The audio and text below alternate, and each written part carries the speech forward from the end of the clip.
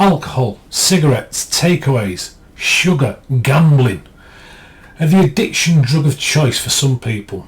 Thing is, we can and sometimes do get judgmental about people that choose to go down these type of routes. But what if I was to tell you that the very same process that leads to people becoming addicted to these things is going on for most of us every minute of every day, and we do have a tendency to fall victim to it. And it really does get in the way of you becoming a Time Lord. The way we do business has seen a massive change in the last 30 years, and without realising it, we've all become so much more dependent on a drug, and that drug is dopamine. And one of the ways we administer it to ourselves is through the use of numerous electronic tools, computers, mobile phones, tablets that give us access to the internet and social media feeds. Marketers of these devices have done a brilliant job of creating social pressure so that we feel that unless we're actively using them, we're destined to be failures or will end up being left behind. And originally these tools were invented to help us be more productive and save time. Yet they're responsible for creating a large proportion of the stress and anxiety people experience each and every day. They're everywhere. They're on our desks, in our homes, in our pockets, our handbags, and they're carried somewhere close to our bodies. They flash lights, they make annoying sounds, they interrupt our conversations, and they're set in our pockets all day vibrating.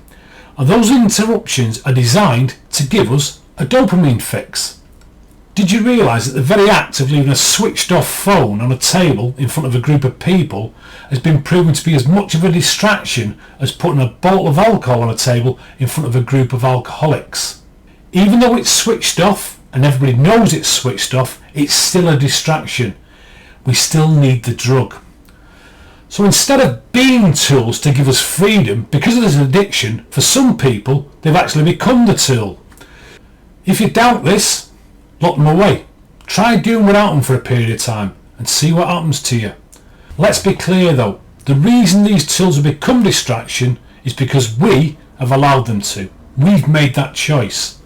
And to reverse the trend and take back our time and our attention, we need first to turn off all the audio notifications. They include the pings, buzzes or tunes that alert you when you receive an email, someone wants to chat with you, you receive a friend request, the latest update is available, or someone retweeted you or replied to your online post, etc, etc. Consider this for a minute.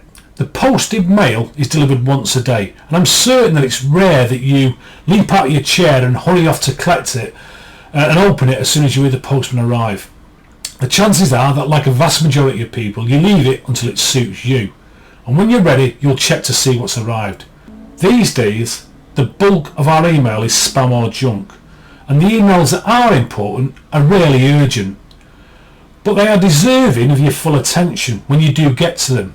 So a better use of your time is to treat your email exactly the same way as you would treat the posted mail. Check it once or twice, possibly 3 times at the most, and when you do, give it your fullest attention. If something is urgent, rest assured people will find a way to communicate problems or emergencies. Emails can wait. Social media is another huge distraction and can be dealt with in exactly the same way. Allocate a chunk of time, a couple of times a day, to indulge in it. Otherwise, it will eat into your productivity. And in the worst cases, it can actually ruin your reputation with people around you. Do you know someone who's always on the blinking phone? Unless it's directly related to your work, like an alarm to notify you of a meeting, you'll discover that these noises are mostly non-essential. All they're really doing is breaking your concentration, interrupting you, or being a nuisance. Clearing your electronic distractions is all about turning off these notifications and taking charge of where your attention flows. Now you may be thinking that turning off your notifications for incoming email or checking your inbox only a couple of times a day is something you can't do. And if that's the case, use the following approach for handling email over the next few days. Then just see for yourself how much more on top of your work you become and how much time you gain. When your email comes in, chances are it's sorted by date and time. Unless you set up a system to automatically categorise and deal with an incoming email, you'll end up with an inbox that continually grows. But treat your inbox like you would a letterbox, somewhere where the mail is delivered, not where it's stored. We all receive so much email, and at first it can seem impossible to be disciplined about cleaning it out on the few times we check it per day. However, once you're in the habit of doing it, you'll be amazed at how easy it is and wonder why you didn't do it sooner. So here's what you do. When you check your email, you'll assess it using the 4 Ds I introduced you to in the last video. Do it, defer it, delegate it, dump it.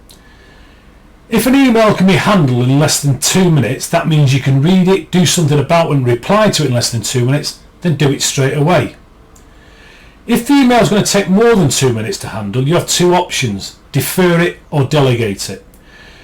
If you can tell by the subject line that it's something that you'll defer, then move it to a folder where you'll access it later. You'll also want to put an entry into your schedule or diary so you can allocate some time to action it when it suits your priorities. If, however, after scanning the email you realise it's something that someone else can or should be doing, delegate it with full instructions as to the expected outcomes and the deadlines for the appropriate person. Any other emails you're likely to want to dump, and that means no need to really read it, so just delete it. With the process for handling your email, you're now set to turn off all those notifications, those noises, and enjoy some quiet time and get things finished. If you were to look at the most successful people on the planet, they have at their disposal the exact same electronic distractions. What they do that's different is not allow themselves to become addicted. In other words, they use these things as a tool instead of being the tool. And that's just one of the ways they become time lords. It only works, so give it a go. You'll thank me later.